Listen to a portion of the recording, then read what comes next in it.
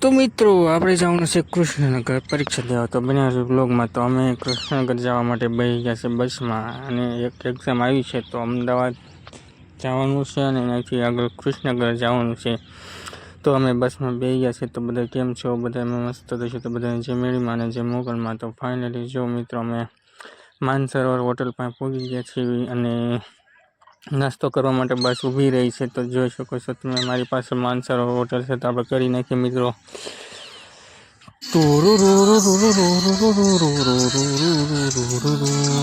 તો માનસરોવર હોટલનો હોલ્ટ પૂરો થતાં આગળ બગોદરાનો હોલ્ટ આવી રહ્યો છે. અને ચેનલમાં નવા હોય તો સબસ્ક્રાઈબ કરી ઓલ બેલ આઇકન દબાવજો, જેથી મારા નવા વિડીયો તમને મળતા રહે. તો હવે આપણે જવાનું છે અમદાવાદ બાજુ.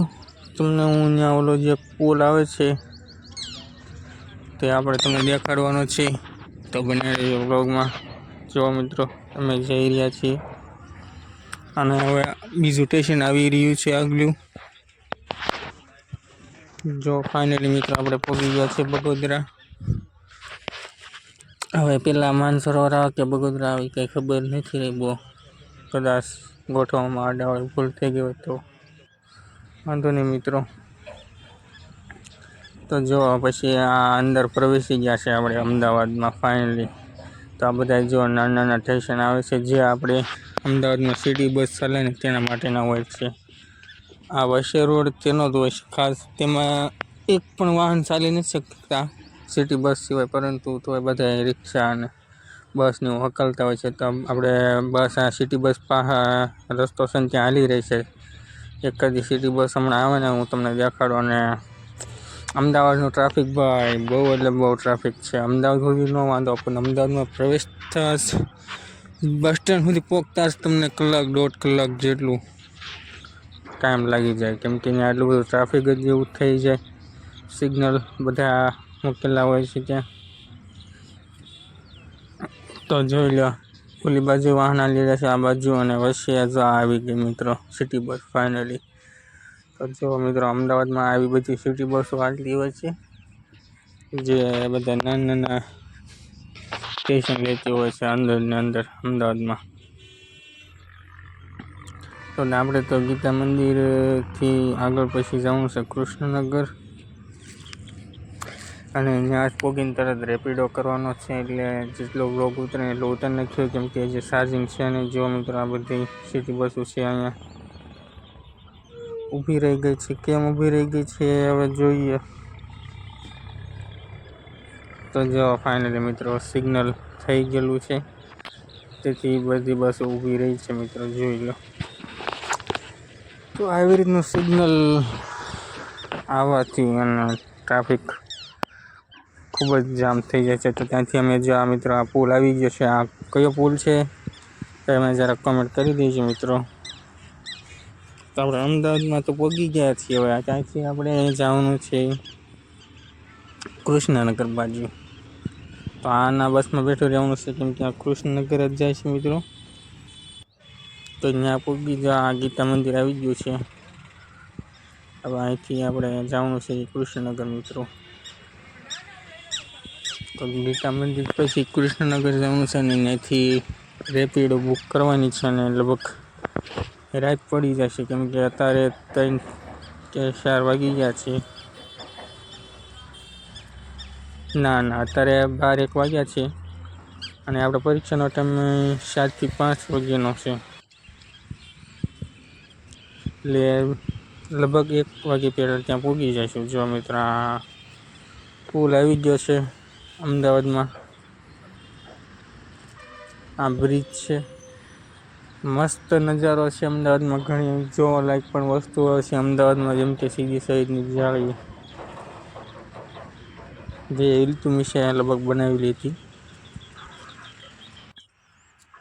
તો આમ ફાઇનલી પહોંચી ગયા હતા અને એક્ઝામ દઈને દીધું, અને પડી ગઈ હતી રાત. જો મિત્રો તમને કોટ કેમ પહેરસ, તો આપણે જે શિયાળો શરૂ હતું ને ત્યારે જવા ગયા. કહું છું ખરી વ્લોગ ઘણા પડ્યા છે, પરંતુ બનાવવાનો ટાઈમ જ નહોતો, કેમ કે આપણે દોડવાનું વાંચવાનું તૈયારી કરતા પણ હવે ફેલ થઈ ગયા. તો મેં કીધું બનાવી નાખીએ, દરરોજ બનાવતા રહીશું એવું લાગે ને. તો ત્યાંથી જો અમે કરી લીધી હતી રેપિડો બુક, કેમ કે ત્યાંથી આપણે પછી જવાનું હતું ગીતા મંદિર બાજુ, કેમ કે વૃષનગર બસ સ્ટેન્ડથી ઉતરી અને અંદરની સાઈડ થોડુંક હતું, એટલે ત્યાંથી રેપિડો કરી અને ત્યાંથી પછી રેપિડો બુક કરી નાખી. અને તમારે અમદાવાદમાં જાઓ ને તો રેપિડો બુક કરવી, કેમ કે સસ્તી પડશે. રિક્ષામાં તમને 200 અને 300 એમ થયા, રેપિડોમાં 10, 20, 50 રૂપિયા એવી રીતના હોય છે. તો એ બુક કરી નાખવી. તો અમે રેપિડો બુક કરી નાખી હતી અને ફાઇનલી ઘરે જવા માટે પછી અમે નીકળી ગયા હતા. અને ભાઈ રાતનું ટ્રાફિક પણ બહુ જ હતું, તેથી રાતે ખૂબ વધુ મોડું થઈ ગયું હતું. 6-7 વાગી ગયા હતા અને પછી લગભગ 9 કે 9:30ની આપણી પાસે બસ હતી ઘરે જવા માટેની રિટર્ન. તો રેપિડો બુક કરીને અમે બેસી ગયા હતા અને જઈ રહ્યા હતા ગીતા મંદિર તરફ. ગીતા મંદિર જે અમદાવાદનું મોટું બસ સ્ટેન્ડ છે, ત્યાં હજી એક બીજું બસ સ્ટેન્ડ બની રહ્યું છે. જોઈ લો મિત્રો, ટ્રાફિક સિગ્નલ થઈ ગયા છે બધા, અને ટ્રાફિક થઈ ગયું છે જામ મિત્રો. પરંતુ આપણે ઓલકો જવાથી આપણે કાઢી લઈશું અહીંયા સાઈડમાંથી. તો ત્યાંથી કાઢીને પછી આપણે મિત્રો જેવું ટ્રાફિક પૂરું થાય તેવા જ બહાર નીકળી જઈએ અને રવાના થઈ જઈએ મંદિર બાજુ. કેમકે મોડું થાય તો સુકાઈ જશે, એટલે બસ. તો મેં ગાડીવાળાને કીધું ભાઈ થોડીક ફૂલ આપી દો, એટલે એને પછી સાહેબે લીવર મિત્રો. તો પછી ફાઇનલી પોગોમાં જતા મેં ગીતા મંદિર પહોંચતા જ અમે બસ મળી ગઈ હતી અને બસમાં બેસીને જો મિત્રો આ પાછો પુલ છે. આ જરાક કોમેન્ટ કરી દેજો અમદાવાદમાં કયો પુલ છે, અને આવા જ વિડીયો જો અમારી ચેનલને લાઇક, શેર અને સબસ્ક્રાઈબ કરતા રહેજો. અને પ્લીઝ મિત્રો સપોર્ટ કરતા રહ્યો. કોઈ સપોર્ટ નથી કરતો, સપોર્ટ વગર તો કેમ વિડીયો બને, તો સપોર્ટ કરતા રહ્યો અને લાઇક, શેર અને સબસ્ક્રાઈબ કરતા રહ્યો આવા જ વ્લોગ જોવા માટે. તો હવે મળશું આવા નવા કંઈક નવો વિડીયો લઈ નવા અંદાજ સાથે. તબ તક કે લીએ બધાને જય મહાકાળ મિત્રો. અને અમદાવાદમાંથી હોય તો કમેન્ટ કરી દેજો મિત્રો બધાય, અને ફોલો પણ કરી દેજો. તો બધાને જય મેરડીમાં અને જય મોગલમાં અને જય મહાકાળ. મળશું નવા વ્લોગમાં. તબ તક કે લીએ જય મહાકાળ.